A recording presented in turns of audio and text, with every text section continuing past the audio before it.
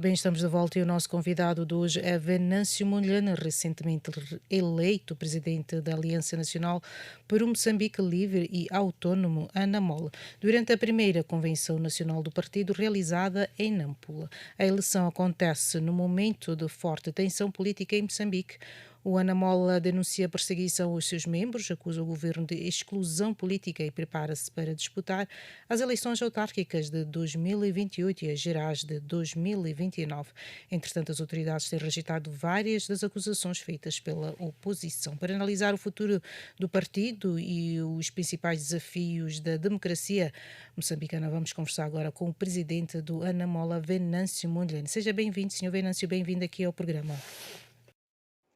Muito obrigado e é um privilégio estar aqui nesse canal. Sim, senhor Venâncio, foi eleito presidente do ANAMOL como uma expressiva maioria. Depois da mobilização registada nas eleições de 2024, por que decidiu criar um novo partido em vez de continuar a lutar através das plataformas políticas existentes? Bem, por várias razões. A primeira razão, uma razão meramente formal, do âmbito normativo, do âmbito da legislação. Em Moçambique, nós temos um sistema político, eleitoral, em que, para nós, por exemplo, para quem se candidata para a presidência da República e para viabilizar o seu próprio programa político, a sua perspectiva de sociedade, ele precisa ter um apoio parlamentar, tem que ter um sustento parlamentar. E nessa perspectiva era importante que nós nos preparássemos agora para ser o próximo governo de Moçambique e ter o devido apoio no poder legislativo. Esta é a perspectiva formal, mas também existe uma outra perspectiva que é do âmbito humano, do âmbito pessoal, que eu tenho milhares de quadros que praticamente vêm trabalhando comigo nos últimos 3 anos, e nós trabalhávamos dentro daquilo que se chamavam globalmente do projeto venancista.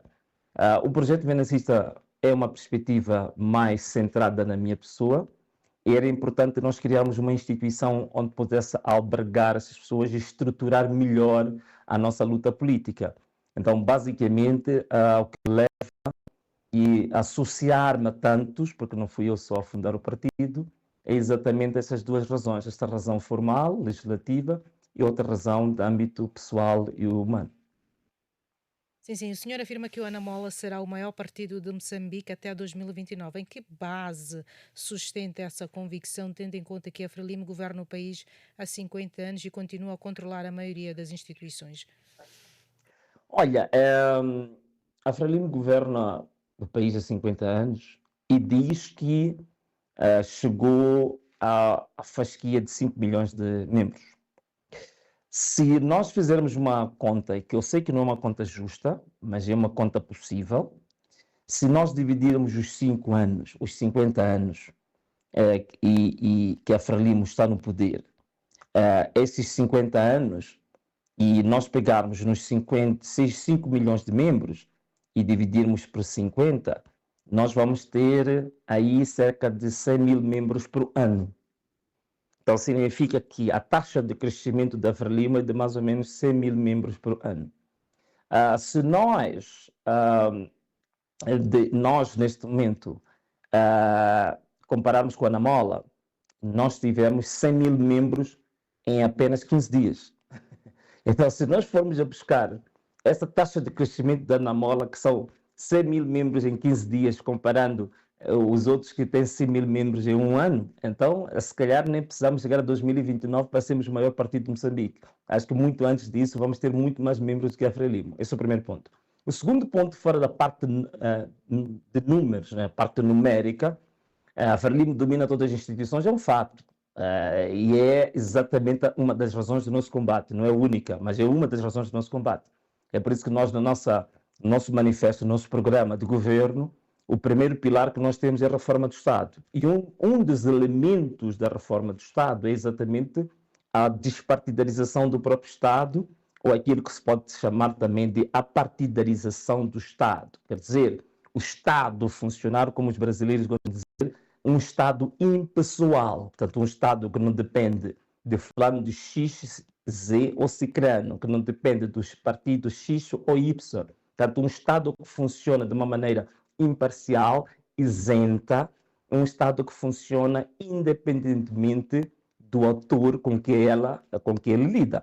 Este é o primeiro ponto, é o que nós estamos a lutar, é por isso que apresentamos uma proposta de reformas que mais ou menos chegou a quase 400 páginas, que nós submetemos à COPT, que está agora a gerir a questão da recolha das propostas para a reforma do Estado, da reforma eleitoral, da reforma da Justiça. Portanto, nós apresentamos isso exatamente porque nós acreditamos que este é uma forma irregular, invulgar e anormal de uma instituição formal de funcionar. Portanto, a instituição do Estado não deve funcionar em função de um partido. Os partidos passam, o Estado fica.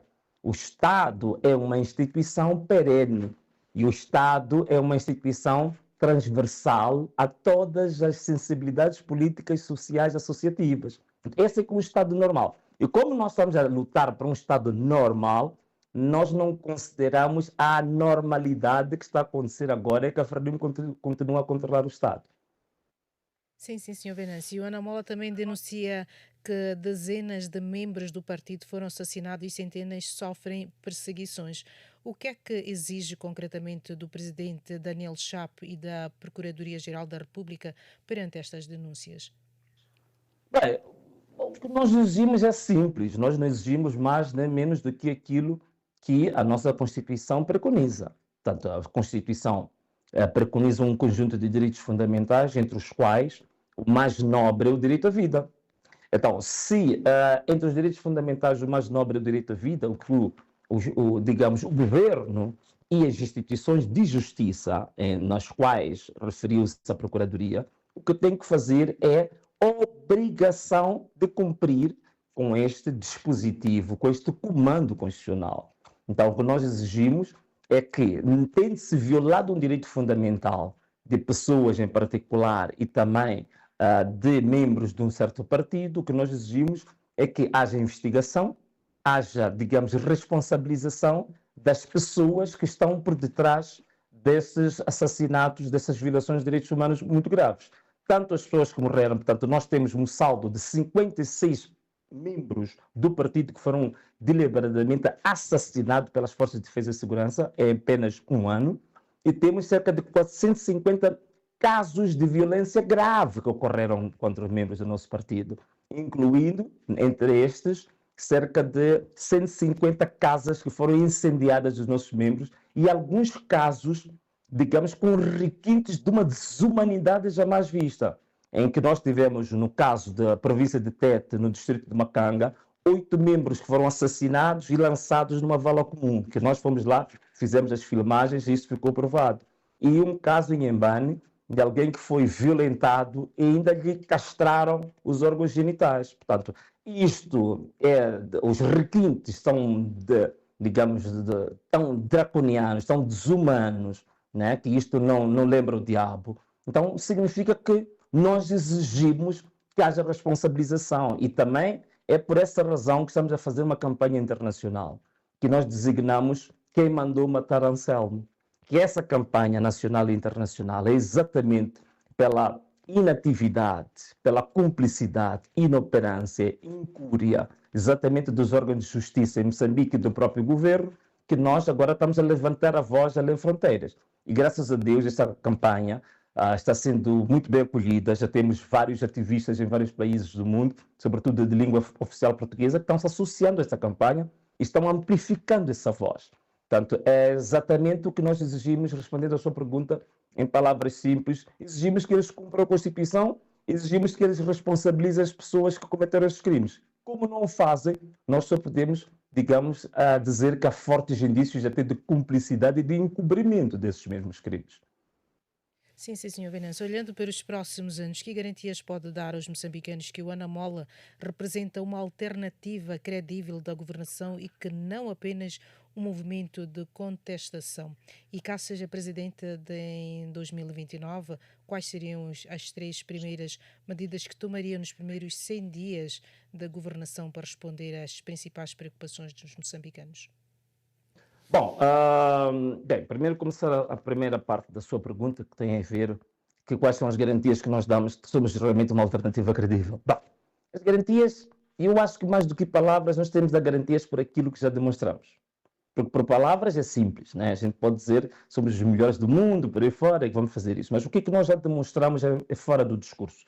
Bem, primeiro, ainda no início deste mandato que nos foi arrancado à força, nós demonstramos capacidade porque fomos os primeiros a apresentar um programa de desenvolvimento para os próximos 5 anos. Aquilo que é conhecido como Plano Quinquenal do Governo. Portanto, nós apresentamos, antes deste governo oficial, nós apresentamos a nossa perspectiva daquilo que seria o programa de desenvolvimento para os próximos 5 anos para Moçambique e submetemos a um debate público. Coisa curiosa é que este mesmo governo, as melhores ideias que eles agora pregou, exatamente foram buscar do programa que nós levamos para a discussão pública. Está aqui uma prova de que temos pelo menos capacidade de planificação, de projetar, de elaborar projetos em concretos para o país. Este é o primeiro ponto. O segundo ponto é que, neste momento, em termos de elaboração de políticas públicas, isto é, de projetos em vários setores-chave da sociedade que podem desenvolver e alavancar, nós, neste momento, não temos comparação. Nós apresentamos, somos o partido que melhores projetos apresentou. Um deles, que posso agora citar-te, foi exatamente o programa de reconstrução pós-cheias que nós apresentamos. Nem o governo oficial ainda não apresentou, até hoje, passados mais de 7 meses depois das cheias que aconteceram, sobretudo na Zona Sul, ainda não apresentou um programa de como é que o país se vai refazer das cheias. Nós apresentamos esse programa e fomos depositar no gabinete do primeiro-ministro. Perdão. Perdão. Para além disso, nós também demonstramos que somos a melhor e a maior força de toda a história democrática de Moçambique na apresentação de iniciativas legislativas. Portanto, nós até hoje já apresentamos ao Parlamento 19 projetos legislativos, 19 propostas legislativas, projetos que quando é produzido pelo próprio Parlamento.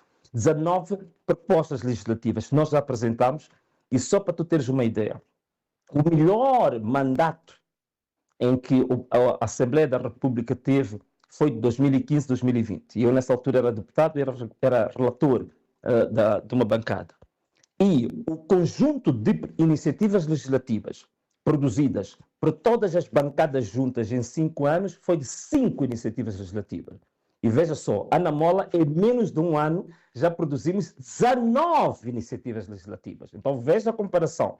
Em menos de um ano, nós produzimos praticamente 4 vezes mais do que o Parlamento todo produziu em 5 anos. Então, aqui, eu acho que estão aqui elementos mais do que suficientes, questões factuais, comprováveis, de que nós realmente podemos e somos uma alternativa credível. Porque isto nunca nenhum partido fez em 50 anos. Nenhum, incluindo a própria Frelimo, que diz que tem experiência, que tem técnicos, que tem quadros, nunca fez 1/10 daquilo que nós fizemos em um ano. Então, nós estamos a mostrar claramente que temos capacidade de sermos uma alternativa do governo, de sermos não só uma alternativa para governar, mas uma alternativa para transformar profundamente este país, para transformar este país, abrir uma nova página para uma nova economia e para aquilo que a gente acredita. É possível que nós, em 5 anos, 10 anos, Moçambique saiu do segundo país mais pobre do mundo para estar entre as 50 nações mais prósperas do mundo. Isso é possível.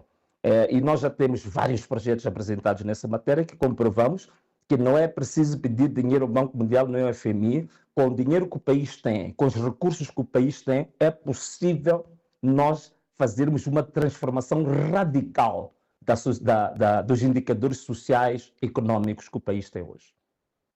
Senhor Venâncio, agradecemos a sua disponibilidade por ter estado em direto aqui conosco, aqui na nossa programação, e muito obrigada pelos esclarecimentos e votos de uma continuação de um bom trabalho.